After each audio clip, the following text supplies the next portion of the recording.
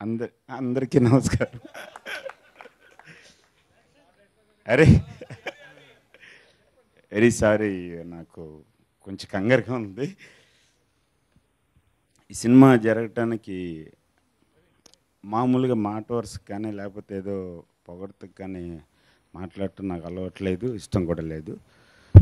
ఫ్రాంక్గా అందరితోటి first time ఈ సినిమా గురించి మాట్లాడుతున్నప్పుడు చెప్పాల్సిన ఒక విషయం, ఇందాక మా ఫ్రెండ్ ప్రకాష్ చెప్పినట్టు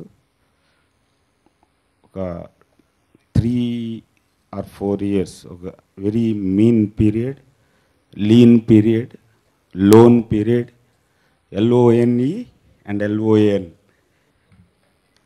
లోన్ పీరియడ్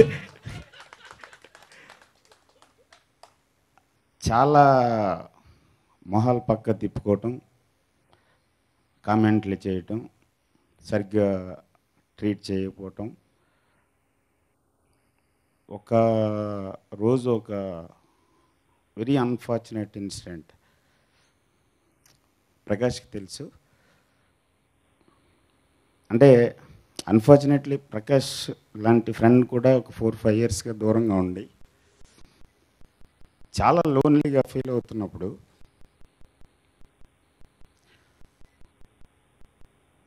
ఒక డ్రాస్టిక్ డెసిషన్ తీసుకోవాల్సిన నైట్, హోల్ నైట్ పడుకోలేదు. ఏంటి, అయిపోయామా, ఫెయిల్ అయ్యామా, పడిపోయామా, చచ్చిపోయామా, లేదా ఫైట్ చేయాలా? ఫైట్ చేయాలంటే ఎక్కడి నుంచి స్టార్ట్ చేయాలి, దేంతో స్టార్ట్ చేయాలి? అప్పుడు గుర్తొచ్చిన ఒకే ఒక పేరు అన్నయ్య. అన్నయ్యతో మీకు ఎవరికి తెలియదు, 20-25 సంవత్సరాలుగా చాలా దగ్గర రిలేషన్షిప్ మా ఇద్దరిదిని.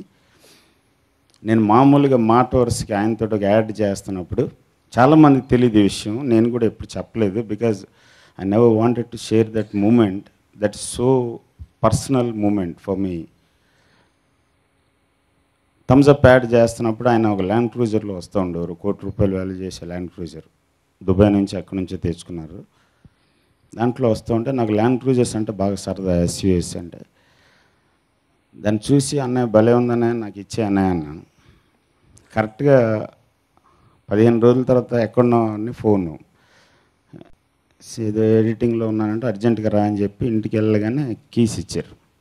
ఏంటన్నయ్య ఇది అంటే, అడిగావు కదా ఆ రోజు, నీకు ఇచ్చేస్తున్నాను తీసుకో అంటే, నేను గిఫ్ట్లు తీసుకున్నానే ఎవరి దగ్గర నుంచి అనే కదా, సరే నాకు వద్దు ఇది అన్న. అంటే అన్నయ్య అంటున్నావు కదా, అన్నయ్య ఇస్తున్నాడు అనుకో, మీ అన్నయ్య ఇస్తే తీసుకోవా అన్న. అంత దగ్గర రిలేషన్షిప్. మేమిద్దరం సినిమా చేయాలనుకున్నాం, అన్నయ్య చాలా సరదా పడ్డారు, నేను చాలా లైఫ్ టైం ప్రాజెక్ట్ అవుతుందని అనుకున్నాం. బట్ కొన్ని అనివార్య కారణాల వల్ల, నా అమాయకత్వం వల్ల, అజ్ఞానం వల్ల, పొగరు వల్ల, ఇంకా కొన్ని వేరే కారణాల వల్ల ప్రాజెక్టు కార్యరూపం అవ్వలేదు. అయ్యి ఉంటే ఇంటర్నేషనల్ ప్రాజెక్ట్ అయ్యి ఉన్నది. బట్ ఎవరి దురదృష్టం నాకు తెలియదు, నాదా ప్రేక్షకులదా నిజంగా తెలియదు. బట్ కానీ ఎప్పుడైనా సరే కనపడినప్పుడల్లా, నా ప్రతి సినిమా రిలీజ్ అప్పుడల్లా పిలవటం, ఏంటి సినిమా చూపించడం అంటాం, 2 రోజు 3 రోజు వచ్చి నాతో పాటు సినిమా చూడటం, ఆయన వచ్చి ఫ్యామిలీతో సహా చాలా సినిమాలు చరణ్ కూడా వచ్చాడు, దాని గురించి ఒక క్లియర్ అనాలిసిస్, ఎప్పుడైనా కనపడితే ఏం సినిమా చేస్తున్నామని కథ అడిగి తెలుసుకోవటం, ఏదైనా అనిపిస్తే చెప్పడం, అవునా ఇలా అయితే బాగుంటుందా, అలా అయితే బాగుంటుందని, అలాంటి కొన్ని క్రియేటివ్ డెసిషన్స్. వాళ్ళ ఇంట్లో ఏదైనా పార్టీ కానీ ఫంక్షన్ కానీ జరిగితే నాకు ప్రత్యేకంగా ఫోన్ చేసి పిలిపించటం, ఇవన్నీ కూడా పబ్లిక్ అసలు తెలియదు. మేము ఎప్పుడు ఆయనకి చెప్పాల్సిన అవసరం లేదు, నేను చెప్పాలనిపించలేదు నాకు.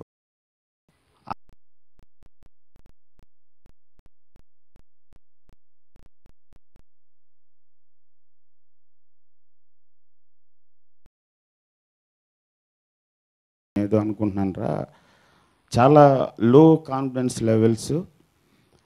అవ్వదేమో, అవ్వదు, ఒక రాయేద్దాం పోయిందేముంది అనే దాంతో ఖాళీ ఉంటే ఒక 2 వీక్స్లో కానీ 1 మంత్లో కానీ ఒక 10 మినిట్స్ అపాయింట్మెంట్ ఇస్తే నేను ఒక ఐడియా చెప్తాను, తను నచ్చితే దాని తర్వాత చూద్దాం రా అంటే 1 అవర్ తర్వాత ఫోన్ వచ్చింది. ఎక్కడున్నాడు సార్ అన్న. బయట ఉన్నాను అంటే అర్జెంటుగా అన్నపూర్ణ స్టూడియోస్ రండి, చరణ్ కలవాలంటున్నాడు. అంత ఫాస్ట్. నేను ఒక 1 మంత్ తర్వాత అనుకుంటున్నది 10 మినిట్స్లో వచ్చేసింది ఏంటని వెళ్తే, ఏంటి సార్ అన్నాడు. ఆ ఫస్ట్ మీటింగ్లోనే అన్నపూర్ణ స్టూడియోస్ మేకప్ రూమ్లో మేకప్ వేసుకోవడానికి కొంచెం హై చైర్ ఉంటుంది, గెస్ట్లు ఎవరిని కూర్చోడానికి మామూలు చైర్ ఉంటుంది. ఆ చైర్లో కూర్చున్నాడు. నేను వెళ్ళగానే, బహుశా నీకు గుర్తుందో లేదో, టప్మంట దిగి నా ఎదురుగుండా ఉన్న చైర్ నాకు ఇచ్చి తను కూర్చున్నాడు. ఇవాళకి అదే సంస్కారం, అదే ఆ మూమెంట్లో నాకు అర్థమైంది ఏంటంటే నేను ఇంకా చచ్చిపోలేదు అని. దాని తర్వాత ఏంటి సార్ అంటే ఇలాగానంటే ఇమ్మీడియట్గా ఆ ప్రవీణ్ అనే మేనేజర్ని పిలిచి, రేపు ఎప్పుడైనా ఖాళీ ఉందంటే షూటింగ్ ఉంది సార్ అని. పర్లేదు ఎప్పుడైనా ఒక ½ అన్ అవర్ పెట్టి వంశీ గారు ఏదో చెప్తా అన్నారు. ఆ నెక్స్ట్ డే కూర్చుంటే 20 మినిట్స్ ఒక ఐడియా చెప్పాను, ఇమ్మీడియట్గా చేద్దాం సార్ అన్నాడు. అని ఒకసారి నాన్నగారితో కలుద్దామని చెప్పాను అన్నారు. సార్ నాన్నగారు అప్పుడు పాలిటిక్స్, ఢిల్లీ అంతా బిజీగా ఉన్నారు, ఇంకొక 1 మంత్ 2 మంత్స్ అవుతుందేమో అనుకుంటే ఆ నెక్స్ట్ డే వచ్చింది. అన్నయ్య ఎంత గొప్ప మాట అన్నారంటే, నేను చాలాసార్లు చదువుకున్నాను 1000 ఏనుగుల బలం వస్తుంది అని. అంటే ఏంటి 1000 ఏనుగుల బలం రావడం అంటే ఏంటని అనుకున్నాను. మర్నాడు ఎర్లీ మార్నింగ్ వాళ్ళ ఇంట్లో కూర్చుంటే అన్నయ్య వచ్చి రాగానే, నువ్వు ఏం చెప్పావో తెలీదు, వాడు ఏం విన్నాడో తెలీదు, నేను ఎప్పటి నుంచో నీతో సినిమా చేద్దాం అనుకుంటున్నాను, ఈ సినిమా మనం చేస్తున్నాం, ఇప్పుడు చెప్పు కదా అన్నాడు. అప్పుడు అనిపించింది 1000 ఏనుగుల బలం అంటే ఏంటని. నువ్వేం చేస్తావో నాకు తెలుసు, నువ్వు చెప్పు కదా అన్న తర్వాత మళ్ళీ 20 మినిట్స్ నరేషన్ తర్వాత మనం చేసేస్తున్నాం ఓకే అని చెప్పి స్టార్ట్ చేశారు ఇమ్మీడియట్గా. అక్కడి నుంచి ఎవ్రీడే అన్నయ్యతో మాట్లాడుతున్నట్టు, అన్నయ్యతో తిరుగుతున్నట్టు, అన్నయ్యతో ఇంటరాక్ట్ అవుతున్నట్టే ఉంటుంది. అతనికి నాకు మధ్య ఒక 20 ఇయర్స్ డిఫరెన్స్ ఉంటుంది. బట్ అంత మెచ్యూరిటీ, అంత బ్యాలెన్సు, అంత సంస్కారం. ఫస్ట్ ఆఫ్ ఆల్ ఇవాళ ప్రపంచంలో చాలా అరుదుగా కనిపించే ఒక లక్షణం సంస్కారం. అది టన్నుల కొద్దీ ఉంది. ఏ రోజు ఏ క్షణం ఎంత బిజీగా ఉన్నా, ఎంత భయంకరంగా మేము తాళ్ళు కట్టి రోపులేసి అటు కొట్టి ఏం చేస్తున్నా సరే ఆ ఒక్క డైవర్షన్ మాత్రం మారు. దీనికి ఒక ఎగ్జాంపుల్ చెప్పి, కమల్ని ముఖర్జీ ఫస్ట్ టైం మా షూటింగ్లో జాయిన్ అవుతుంది. ఆ అమ్మాయికి మా యూనిట్లో ఎవరితో పరిచయం లేదు, మాకు ఆ అమ్మాయితో ఎవరితో, నేను ఒక్కడనే కలిశాను. నాగర్కోయిల్లో షూటింగ్ చేస్తున్నాం. మధ్యాహ్నం లంచ్ బ్రేక్ తర్వాత కమల్నికి షూటింగ్ ఉంది. ఆ రోజు ఫస్ట్ టైం వస్తుంది. నేను శ్రీకాంత్, చరణ్ మొత్తం అందరం కూర్చొని ఒక కొబ్బరి చెట్ల కింద భోజనం చేస్తున్నాం. తినబోతుండగా డ్రెస్ చేసుకుని కమల్ని వచ్చింది, చూపిందాం అని చెప్పి. హాయ్ హాయ్ అంటే మేము అందరం హాయ్ అంటున్నాము. టక్కుమంట లేచి వెళ్ళి ఆ అమ్మాయికి చైరేసి భోజనం చేస్తున్నాడు ఒక్క చేతితోటి. అమ్మాయికి షేక్ హ్యాండ్ ఇచ్చి ఫస్ట్ అమ్మాయికి భోజనాన్ని కూర్చోబెట్టి తర్వాత కూర్చున్నాడు. సిగ్గేసింది ఫస్ట్ టైం నాకు. ఇది చరణ్ అని అనుకున్నా, అన్నయ్య అనుకుంటాను నేను. అన్నయ్య అలాగ తయారు చేసాడు. సో దాని నుంచి ఇవాళ సాయంత్రమే షూటింగ్ క్లైమాక్స్ సీన్ షూట్ చేస్తున్నాం, క్లోజప్. జనరల్గా నేనే రాక్షసుని, అప్పటికే ఒక 7 టేక్స్ 8 టేక్స్ అయితే అప్పటికి సాటిస్ఫై అవ్వట్లేదు. లేదు ఇంకోటి చేద్దాం, మీరు ఇందాక ఏదో చెప్పారు, అది కావాలి అది రావాలి అని అంటేనే పుష్ చేస్తున్నాడు. జనరల్గా నా టేక్లు అవ్వగానే ఏ ఆర్టిస్ట్ కన్నా ఒక ఇరిటేషన్ వచ్చేస్తుంటుంది, ఏంటి ఇటు చంపుతున్నాడు, ఏముంది అక్కడ, అది ఇదేనండి. కానీ డెడికేటెడ్గాను అంత ఇష్టపడి అంత కష్టపడి చేస్తున్నాడు ఈ సినిమా. సో ఇలాంటి ఒక అవకాశం నేను ఎవరి దగ్గరికి నేను అవకాశం ఇస్తాను తప్ప నాకు ఎవరైనా అవకాశం ఇవ్వగలడని ఇంతవరకు అనుకోలేదు. ఫస్ట్ టైం లైఫ్లో ఫస్ట్ టైం ఒకడు నాకు అవకాశం ఇచ్చాడని నేను గర్వంగా చెప్పుకుంటాను. That is Ram Charan. మా అన్నయ్య కొడుకు. నేను నాకు సరైన వయసులో పెళ్ళి అంటే ఇంత కొడుకు. బట్ నా కొడుకు ఇప్పుడు 9 years old. చరణ్ చూస్తుంటే ఎప్పుడు మా బేబోయ్ గుర్తొస్తాడు, నా కొడుకు గుర్తొస్తాడు. తనని ఎలా డీల్ చేస్తుంటానో అలాగే డీల్ చేస్తాను. ఎంత క్లోజ్నెస్ ఇచ్చినా ఇవాళకి కూడా ఎవరితోటి కూడా, నాతోటనే కదా ఎవరితోటి కూడా ఎప్పుడు ఆ లైన్ దాటాడు. అదే మర్యాద ఉంటుంది, అదే సంస్కారం ఉంటుంది. అతని దగ్గర నేర్చుకోవాల్సిన చాలా లక్షణాలు ఉన్నాయి. నేను కూడా నేర్చుకున్నాను 2-3. నా అయోమయంగా తిరుగుతూ ఉన్నప్పుడు ఒక్కొక్కసారి చరణ్ గుర్తు తెచ్చుకుని లేదు ఫోకస్ చేయాలి. తర్వాత ఈ సినిమాని కేవలం చరణ్ మాట, ఇందాక చెప్పిన దాన్ని బట్టి, చరణ్ మాటను బట్టి ఇంత వైభవంగా, నిజంగా చాలా వైభవంగా ఉంది. ఇందాక గణేష్ చెప్పినట్టు ఇది ఒక శాంపులే, just 40 seconds sample. 2.5 hours 2.5 hours చక్కనైనా చిక్కనైనా మనందరం చాలా హ్యాపీ ఫీల్ అయ్యే, ఆనందపడే సినిమా, గర్వపడే సినిమా కూడా అన్నాను నేను. చాలా చాలా హ్యాపీ ఫీల్ అయ్యే సినిమా, పదే పదే చూసుకునే సినిమా, కనీసం ఒక 50 ఏళ్ళ పాటు ఉండే సినిమా అవుతుంది. ఇది ఓవర్ కాన్ఫిడెన్స్ తోటి, ఆరోగెన్స్ తోటి చెప్పట్లేదు, నాకు దాని మెటీరియల్ తెలుసు కాబట్టి. అందులోకి ఏమేమి వెళ్తున్నాయో, ప్రకాష్ రాజ్ కానీ శ్రీకాంత్ కానీ టాలెంటెడ్ యాక్టర్స్, ఫెంటాస్టిక్ యాక్టర్స్, విలక్షణ నటుడు, సలక్షణ నటుడు, ఈ రకరకాల పెట్టేస్తే వాళ్ళు ఎంత ఫుల్ హార్టెడ్ పర్సన్స్ అనేది నాకు తెలుసు. ఆ హార్ట్ ఎంత ఈ సినిమాలోకి వెళ్తుందో తెలుసు. అందుకని చెప్తున్నా, ఈ సినిమా చాలా సంవత్సరాల పాటు ఉండే సినిమా అవుతుంది, అది నా గ్యారెంటీ. ప్లస్ ఇంకొక పిల్లర్ ఈ సినిమాకి సమీర్ రెడ్డి. నేను రాము గారి దగ్గర అసిస్టెంట్గా పనిచేస్తున్నప్పుడు చిన్న వచ్చాడు, ఇప్పుడు ఏడిపిస్తూ ఉంటాను, నిక్కర్లేసుకు వచ్చేవారు ఆ రోజు అని. అండ్ ఎవరెవరైనా ఒక చిన్న కిడ్ బ్రదర్ లా అంటాడు వాడు. వాళ్ళ ఇంత పెద్ద సినిమాకి ఇందాక రెహమాన్ గారని ఇంకొక హీరో ఇంకొక ఇంపార్టెంట్ క్యారెక్టర్ చేస్తున్నాడు. సమీర్ ఈజ్ వెరీ ఫాస్ట్ అన్నాడు, ఆయన ఇవాళే వచ్చాడు స్పాట్లోకి. అంత ఫాస్ట్గా అంత క్వాలిటీ ఇస్తూ, ఎప్పుడు నవ్వుతూ, కూడా తిరుగుతూ నేను భరిస్తున్న సమీర్కి ఎక్స్ట్రా థ్యాంక్స్. తర్వాత అశోక్ ఏంటనేది ఆర్ట్ డైరెక్షన్ మీరు ఆల్రెడీ చూశారు. One more thing, most important factor, నేను ఒక 4-5 yearsగా చేంజ్ చేస్తున్నాను అతను, యువన్ శంకర్ రాజా అని, ఇళయరాజా గారి రెండో కొడుకు. మోస్ట్ టాలెంటెడ్ గై, మాస్టర్ అని పిలుస్తూ ఉంటాను నేను. 2-3 సార్లు చేద్దాం అనుకున్నా, మిస్ అయింది. ఫైనల్గా కష్టపడి చేంజ్ చేసి పట్టున్నాను ఈ సినిమాని.